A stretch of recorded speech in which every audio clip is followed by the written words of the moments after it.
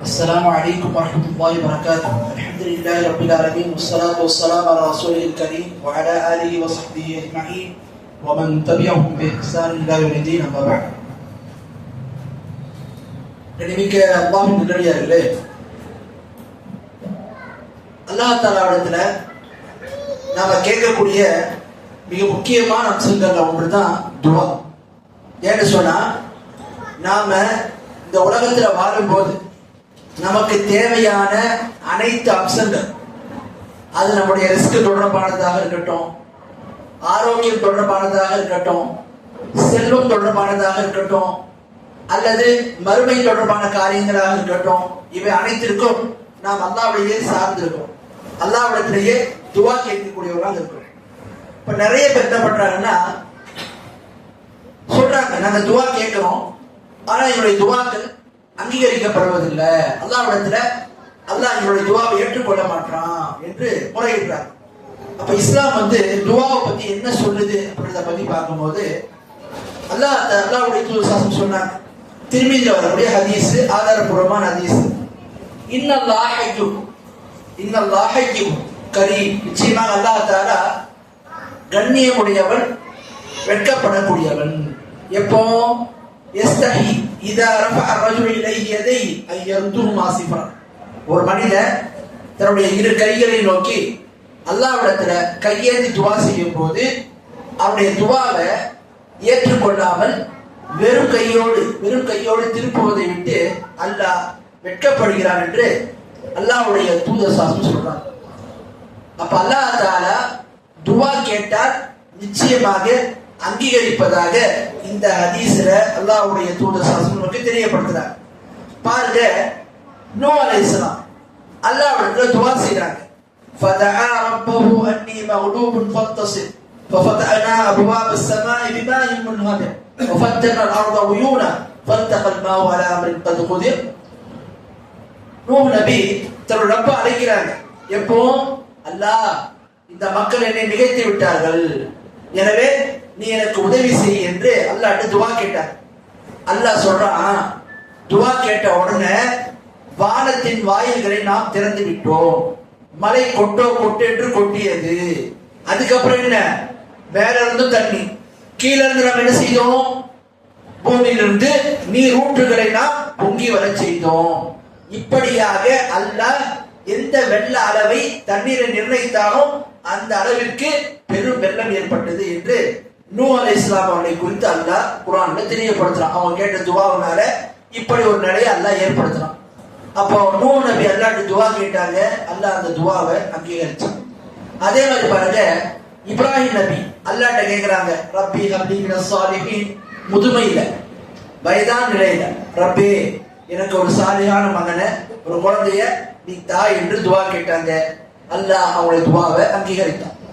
நபி ஸல்லல்லாஹு அலைஹி வஸல்லம் சஹாபாக்கள் சில சந்தர்ப்பங்களை முறையிட்டு இருக்காங்க, ரசூலுல்லாஹ் துவா கேட்டாங்க. உதாரணத்துக்கு பாருங்க, புகாரிலுடைய ஹதீஸ்.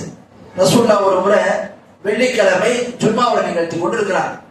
ஒரு சஹாபி சொல்றாங்க, அல்லாஹ்வுடைய தூதரே, இங்க இடத்துல என்ன மழை இல்ல, சரியான உணவு இல்ல, எல்லாம் பட்டினியில இருக்கிறோம், கால்நடைகள்லாம் செத்து மடிக்குது, ஒழுங்கான விளைச்சல் இல்ல, மழை இல்லாத காரணத்தால் இவ்வளவு பிரச்சனை இருக்குது, அதனால பஞ்சத்துக்கு போவதற்காக நீங்க மலைக்கு துவா செய்யுங்க என்று கேட்கிறாங்க.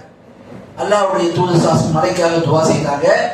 இந்த ஹதீஸை அறிவிக்கக்கூடிய அனஸ் ரலியல்லாஹு சொல்றாங்க, ரசூலுல்லாஹ் துவா கேட்பதற்கு முன்னாடி வரைக்கும் மதீனாவுல மழை பொழிவதற்கான எந்த ஒரு அறிகுறியும் கிடையாது. எப்ப ரசூலுல்லாஹ் துவா செஞ்சாங்களோ உடனே மதீனாவை மேகங்கள் சூழ்ந்து கொண்டது, கடுமையான மழை பொழிந்தது. எந்த அளவுக்கு? ஒரு வார காலத்திற்கு மழை பொழிந்தது. அப்போ இதுல என்ன வந்தது? நூஹ் நபி துவா செஞ்சாங்க, அல்லாஹ் ஏத்துக்கிட்டான். அதே மாதிரி இப்ராஹிம் நபி துவா செஞ்சாங்க, அல்லாஹ் ஏத்துக்கிட்டான். அல்லாஹ்வுடைய தூதர் சாசம் துவா செஞ்சாங்க, அல்லாஹ் ஏத்துக்கிட்டான். அப்ப அல்லாஹ்ட்ட துவா கேட்கிறவங்க நபியா இருக்கணும், ரசூலா இருக்கணும், அப்பதான் அல்லாஹ் துவாவை ஏத்துக்குவான் அப்படின்னு அர்த்தம் கிடையாது. நபிமார்கள் துவா செஞ்சாங்க, அல்லாஹ் அந்த துவாவை ஏத்துக்கிட்டான். நம்ம துவா செய்யறோம், அந்த துவாவை அல்லாஹ் ஏற்றுக்கொள்ள மாட்டான் என்று சொன்னா அதுக்கு என்ன அர்த்தம்? நபிமார்கள் செஞ்ச துவா மார்க்கத்தினுடைய அந்த நிபந்தனைகளுக்கும் ஷர்த்துகளுக்கும் உட்பட்டு இருந்துச்சு. அல்லாஹ்ட்ட எப்படி கேட்கணுமோ, எப்படி முறையிடணுமோ அந்த முறையில அவங்க முறையிட்டாங்க. அந்த அடிப்படை துவா கேட்டாங்க, அல்லாஹ் அவங்க துவாவை ஏத்துக்கிட்டான். நம்மளுடைய துவால அது மாதிரி அம்சங்கள் இல்லாத காரணத்தினால தான் நாம இவ்வளவு துவாக்களை கேட்டும் நம்முடைய துவாக்கள் ஏற்றுக்கொள்ளப்பட மாட்டேங்குது. ஆகவே துவாக்கள் ஏற்றுக்கொள்ளப்படணும்னு சொன்னா மார்க்கும் சில நிபந்தனைகளை சொல்லும். என்ன நிபந்தனை? யார் ஒருவர் துவாவை அல்ல கேட்பாரோ அந்த துவாவை அவர் எப்படி வழங்கிக் கொள்ள வேண்டும் என்றால், துவா என்பது ஒரு வணக்கம். துவா என்பது ஒரு வணக்கம். துவா வணக்கம்னா என்ன? மார்க்கம் நாம நினைச்சு வச்சிருக்கோம் துவா கேட்பதுன்னா, அல்லாஹ் எனக்கு உடம்பு சரியில்லை, எனக்கு உடல் ஆரோக்கியத்தை கொடு, அல்லாஹ் பொருளாதாரத்துல வந்து நஷ்டமா இருக்கிறேன் லாபத்தை கொடு, அல்லாஹ் எனக்கு வியாபாரத்துல லாபத்தை தா, எனக்கு உடல் ஆரோக்கியத்தை தா. இது மாதிரி விஷயங்களை கேட்கறோம் பாத்தீங்களா? இது மட்டும் தான் நம்ம துவா நினைக்கிறோம். ஆனா துவான்னு சொன்னா துவால 2 வகையான துவா இருக்கு. ஒரு துவா என்ன? துவாவுல் இபாதா, வணக்கம் சார்ந்த துவா. அது என்ன வணக்கம் சார்ந்த துவா? இப்ப நாம எதெல்லாம் அல்லாஹ்வை புகழ்வதற்காக, அல்லாஹ்வை போற்றி அவனை புகழ்ந்து அவனை துதித்து நம்ம எதெல்லாம் கேட்கிறோமோ துவா. துவான்னு அழைப்பு. பொறுத்தவரை அல்ஹம்துலில்லாஹி ரப்பில் ஆலமீன், புகழ் அனைத்தும் அகிலத்தின் ரட்சகனாகி அல்லாஹ்வுக்கு மட்டுமே உரித்தானது என்று இவருடைய செய்யறாரு. அல்லாஹ்வை புகழ்றார். இது என்ன? இது துவா தான். அர் ரஹ்மான் ரஹீம், அளவற்ற அருளாளன் நிகரற்ற அன்புடையவன் என்று புகழ்றார். இதுவும் துவா தான். மாலிக் யௌமித்தீன், நியாய தீர்ப்பு நாளின் அதிபதி என்று அல்லாஹ்வுடைய அந்தஸ்தை வெளிப்படுத்தி தெரியப்படுத்துறார். இதுவும் துவா தான். அப்ப அல்லாஹ்வை புகழ்றது, நாம தொழுவது, நாம திக்ர் செய்யறது, குர்ஆன் ஓதுறது, இது எல்லாமே துவா தான். இந்த துவால எப்படிப்பட்ட துவா? வணக்கம் சார்ந்த துவா. அப்ப துவான்னா அழைப்பது. என்ன அழைக்கிறது? அல்லாஹ்வை அழைப்பது. எப்படி அழைக்கிறது? இபாதத்துகளை கொண்டு, வணக்கத்தை கொண்டு, அவனை துதிப்பதை கொண்டு, அவனை புகழ்வதை கொண்டு, இப்படியாக நாம் செய்யக்கூடிய அனைத்து அழைப்புகளும் அனைத்து கூப்பாடுகள் என்ன ஆயிடும்? துவாவாய். அப்ப அந்த துவா வணக்கம் சார்ந்தது. அடுத்து துவால 2வது வகை இருக்கு. அது என்ன? துவாவுல் மஸ்அலா. துவாவுல் மஸ்அலான்னு சொன்னா நம்ம தேவைகள் அல்லாஹ்ட்ட கேட்கணும். அல்லாஹ் எனக்கு உடல் ஆரோக்கியத்தை தா, எனக்கு வந்து மறுமையில வெற்றியை தா, இந்த உலகத்துல நிம்மதியை தா, எனக்கு குழந்தை செல்வத்தை தா என்று எதெல்லாம் நம்ம கேட்கிறோமோ அதெல்லாம் துவாவுல் மஸ்அலா, அதாவது நம்முடைய தேவைகள் சார்ந்த துவா. அப்போ துவாவுல் இபாதாவா இருந்தாலும் சரி, துவாவுல் மஸ்அலாவா இருந்தாலும் சரி, ரெண்டுமே இபாதத். அதைத்தான் அல்லாஹ் குர்ஆன்ல அல்ஹம்துலில்லாஹி ரப்பில் ஆலமீன், அர் ரஹ்மானிர் ரஹீம், மாலிகி யௌமித்தீன், இய்யாக நஅபுது வ இய்யாக நஸ்தஈன், இது எல்லாமே என்ன? துவாவுல் இபாதா. இஹ்தினஸ் ஸிராத்தல் முஸ்தகீம் ஸிராத்தல் லதீன அன்அம்த அலைஹிம் கய்ரில் மக்தூபி அலைஹிம் வலத்தாலீன், இது என்ன? துவாவுல் மஸ்அலா.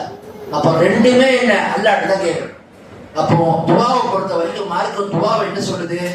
துவா என்பது ஒரு வணக்கம், துவா என்பது ஒரு இபாதத். அதனால தான் இந்த துவாவை கேட்கும் போது அல்லாஹ்வை வணங்குகிறேன்ற எண்ணத்தோடு கேட்கும். இப்ப நம்ம அல்லாஹ்ட்ட, அல்லாஹ் எனக்கு நீ அதை கொடு, இதை கொடு, எனக்கு உடல் ஆரோக்கியத்தை தா, குழந்தை செல்வத்தை தா, எனக்கு பொருளாதாரத்தை தா, இதுவே ஒரு வணக்கம். இதை நம்ம கேட்கிறோமே, எப்படி தொழுதா நமக்கு நன்மை கிடைக்குமோ, நோன்பு வச்சா நன்மை கிடைக்குமோ, அது மாதிரி அல்லாஹ்ட்ட மட்டும் துவா கேட்டா அது கூட நமக்கு நன்மை தரக்கூடிய. அது துவாவுல் இபாதாவா இருக்கட்டும், துவாவுல் மஸ்அலாவா இருக்கட்டும், அல்லாஹ் இதுக்கு என்ன செய்யற? நமக்கு நன்மை அளிக்கலாம். அப்போ துவா என்பது இபாதத்தாக இருப்பதனால அல்லாஹ்ட்ட மட்டும் தான் கேட்கும். அதை விட்டுவிட்டு அவுலியாக்கள்கிட்ட கேட்கிறேன், மகான்கள்கிட்ட கேட்கிறேன், நல்லடியார்கள்ட்ட கேட்கிறேன், நாதா கிட்ட கேட்கிறேன்ற மாதிரிலாம் கேட்க கூடாது. அல்லாஹ்ட்ட மட்டும் தான் கேட்கணும். பாருங்க, அல்லாஹ் குர்ஆன்ல 40வது அத்தியாயத்துல 60வது வசனத்துல சொல்றான், வகால ரப்புக்கும் உதுஊனி அஸ்தஜிப் லக்கும் இன்னல் லதீன யஸ்தக்பிரூன இபாதத்தி சயதுகுலுன ஜஹன்னம தாகிரீன். உங்கள் ரப்பு கூறுகிறான், என்ன சொல்றான்? என்கிட்ட மட்டும் துவா கேளுங்க, உங்க துவாவை நான் அங்கீகரிப்பேன். யார் ஒருவர் என்னை வணங்குவதை விட்டு பெருமை அடிக்கிறாரோ அவரை இழிவடைந்தவராக நரகத்துல புகுத்துவேன் நல்லா சொல்றான். இந்த வசனத்தை கவனமா பார்த்துக்கிட்டா அல்லாஹ் என்ன சொல்றான்? அல்லாஹ் சொல்றான், உங்க ரப்பு சொல்றான், நீங்க அல்லாஹ்ட்ட துவா கேளுங்க, உங்க துவாவை அல்லாஹ் ஏத்துக்கிடுவான். அடுத்து அல்லாஹ் என்ன சொல்றான்? யார் என்கிட்ட துவா கேட்காம பெருமை அடிக்கிறாங்களோ அவங்களை சிறுமை அடைந்தவராக நரகத்தில் புகுத்துவேன் நல்லா சொல்ல. என்ன சொல்றான்? யார் என்னை வணங்காமல் பெருமை அடிக்கிறாங்களோ.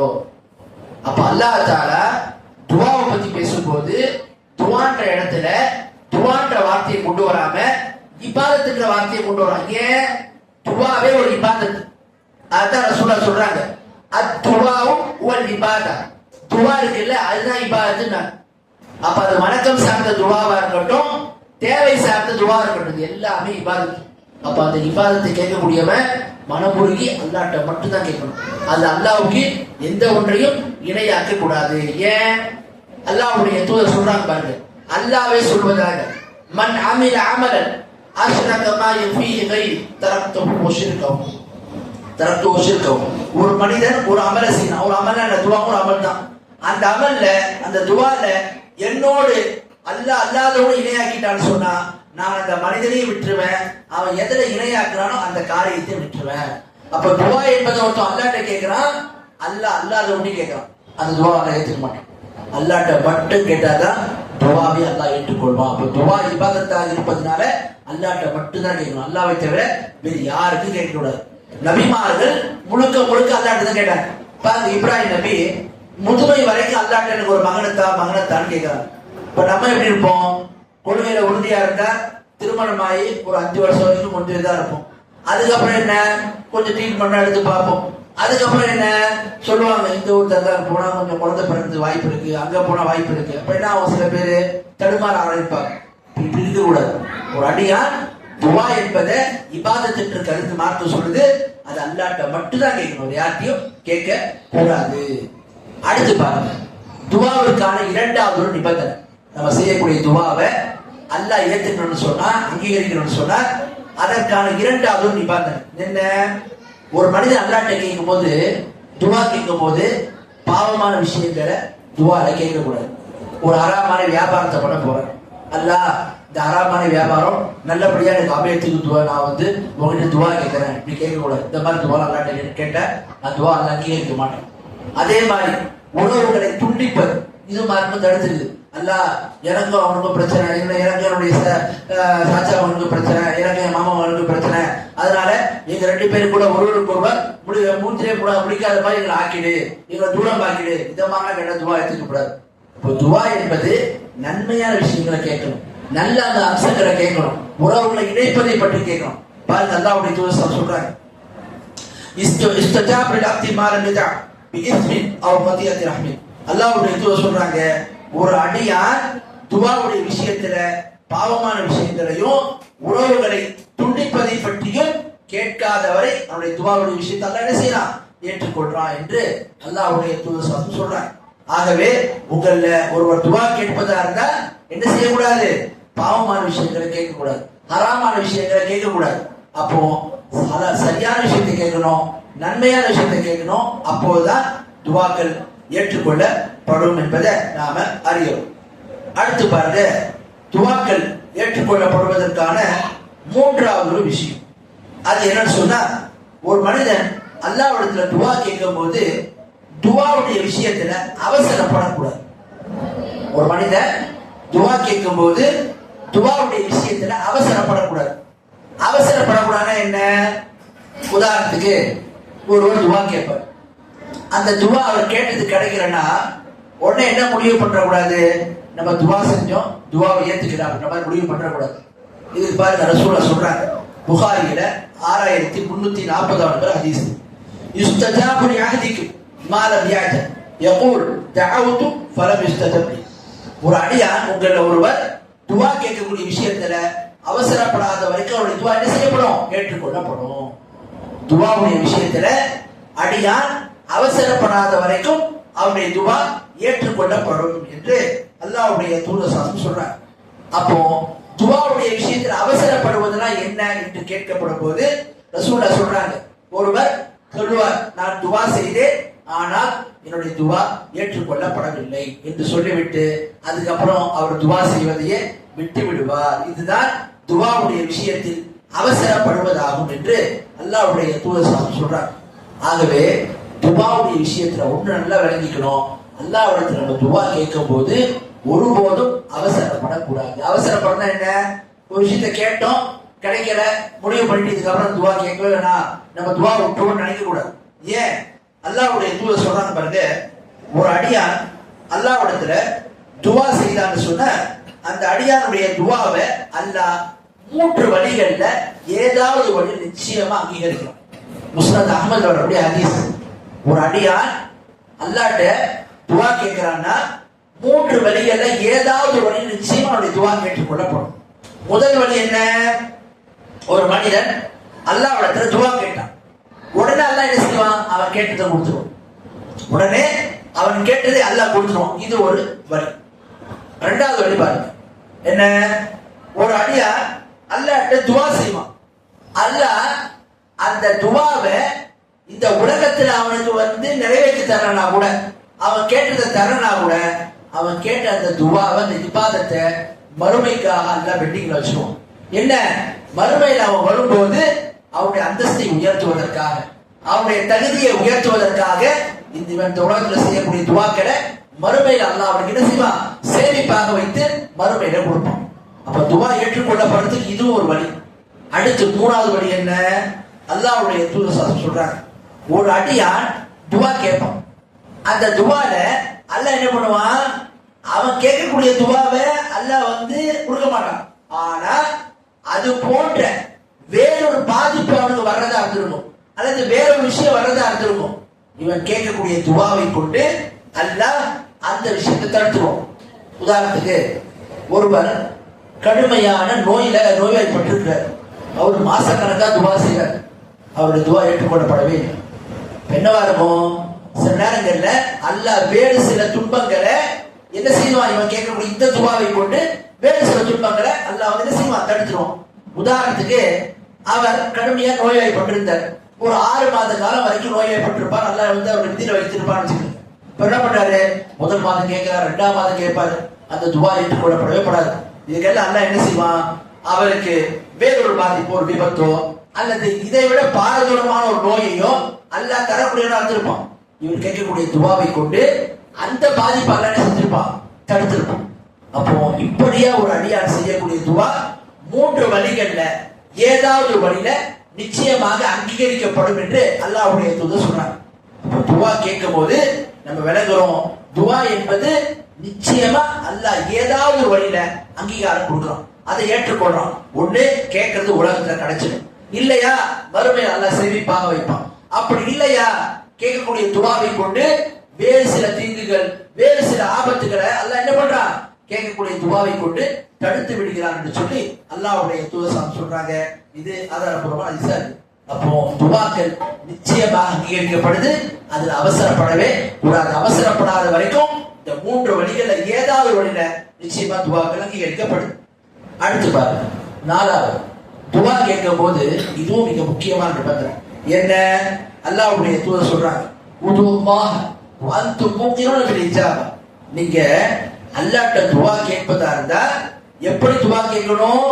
உருக்கமான முறையில, யகீனோடு, நான் கேட்கக்கூடிய துவா நிச்சயம் அல்லாஹ் கபூல் செய்வான் என்கின்ற ஒரு உறுதியோடு கேட்கணும்.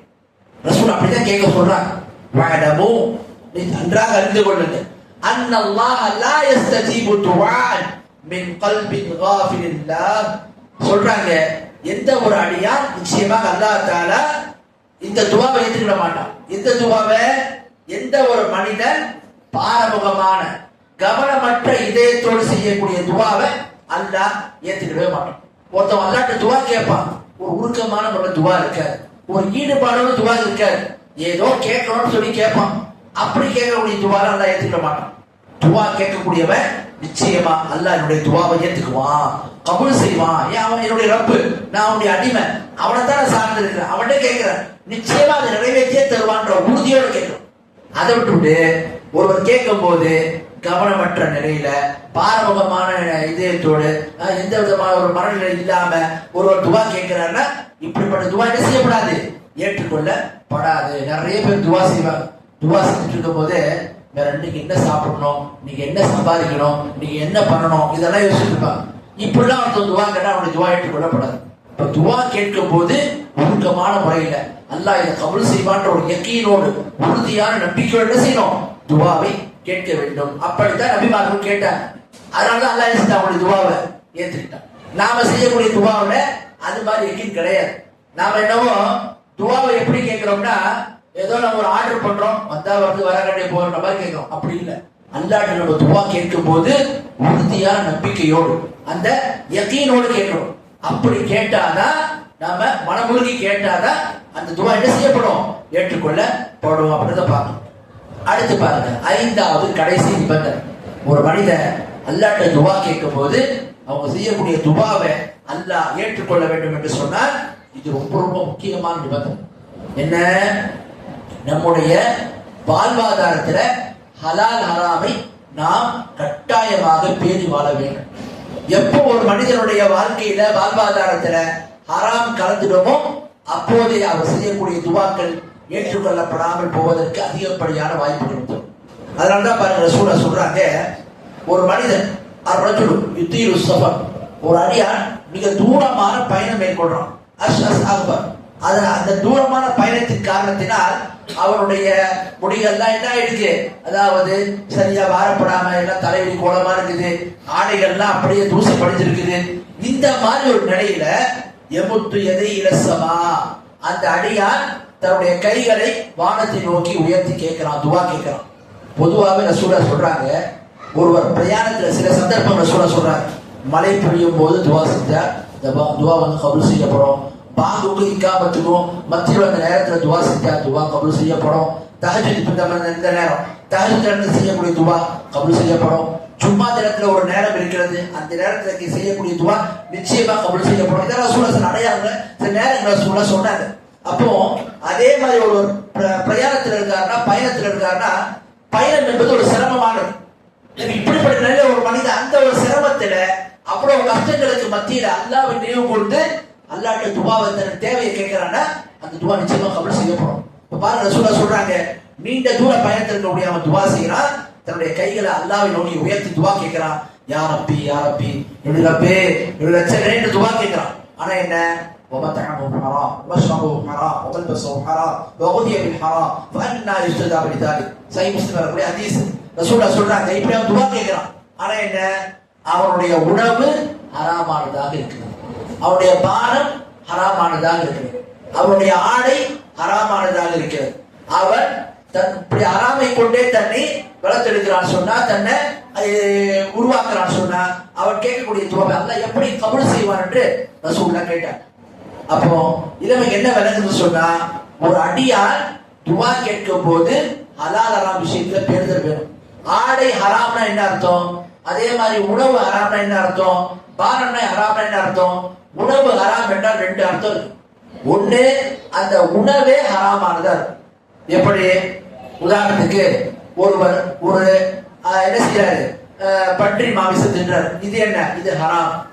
அதே மாதிரி ஒருவர் ஒரு ஆட்டை திருடி என்ன செய்யற, களவாடி என்ன பண்ற, தின்றார், இது அடிப்படையிலே ஹராம். அப்போ ஒரு விஷயம் அடிப்படையிலே ஹராமா இருந்தா அதுவும் ஹராம்ல வரும்.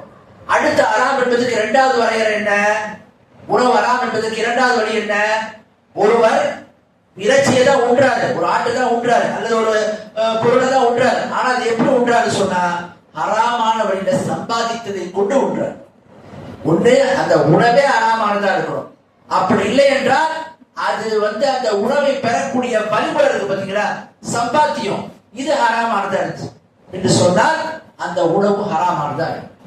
ஒரு மனிதன் அவனுடைய பானம் ஹராமானது, அவனுடைய உணவு ஹராமானதுன்னா என்ன அர்த்தம், அந்த மனிதன் உண்ணக்கூடிய உணவே அடிப்படையில் ஹராமா இருக்கும். பன்றி மாமிசமா இருக்கும், மதுவா இருக்கும், அல்லது திருடிய ஆடா இருக்கும், இறைச்சியா இருக்கும், இது என்ன அடிப்படையில ஹராம்.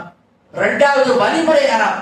வழிமுறை ஹராம்னா என்ன அர்த்தம், அதை சம்பாதிக்கக்கூடிய முறை, அதை பெறக்கூடிய முறை ஹராமானதா இருக்கும். இப்படி ஒருத்தர் பண்ணாருன்னா அது என்ன ஆயிடும், ஹராம் ஆயிடும். அதே மாதிரி பாருங்க, ரசூலா சொல்றாங்க, அவருடைய ஆடை ஹராம். ஆடை ஹராம்னா என்ன, உடுத்தக்கூடிய முறை.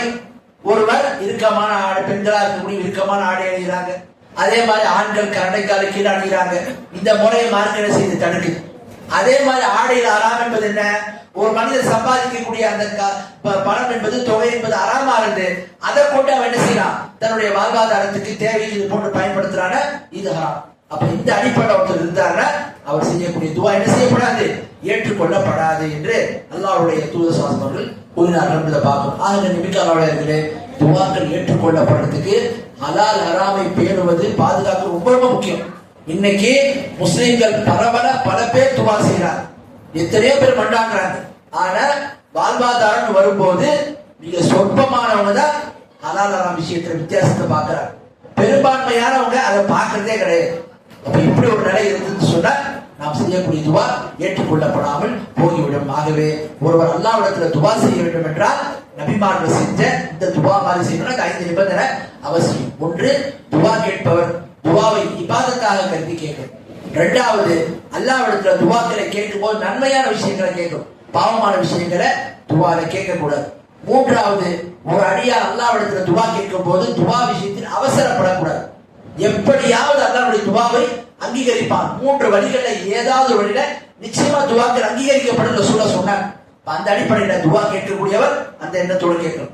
4வது, அல்லாஹ்விடத்தில் துவா கேட்கும் போது கவனமற்ற நிலையில பாரபகமான நிலையில கேட்கக்கூடாது. மாறாக ஒழுக்கமான முறையில நிச்சயமா அல்லாஹ் துவாவை கபூல் செய்வான்ற எண்ணத்தோடு துவாவை கேட்க வேண்டும். 5வது, துவாவை கேட்கக்கூடியவங்க எந்த விதமான ஹலால் ஹராம் தொடர்பான விஷயத்துல கவனமாக இருந்து முற்றிலுமா ஹராமை தவிர்த்தவர்களால் என்ன செய்யணும், துவாவை கேட்கணும். அப்படி இருந்தா தான் அவங்களுடைய செய்யக்கூடிய துவாக்கள் ஏற்றுக்கொள்ளப்படும் என்று அல்லாஹ்வுடைய தூதர் சொன்னாங்க. இந்த 5 நிபந்தனைகளுக்கு உட்பட்ட துவாவை கேட்டா அல்லாஹ்வுடைய துவாக்களை அங்கீகரிக்கக்கூடியவனாக இருக்கிறான். ஆக அப்படி துவா செய்யக்கூடிய மக்களாக அல்லாஹ் என்னையும் உங்கள் அனைவரையும் ஆக்கி அருள்வானாக. வாஹிரு தஅவானா அல்ஹம்துலில்லாஹி ரப்பில் ஆலமீன்.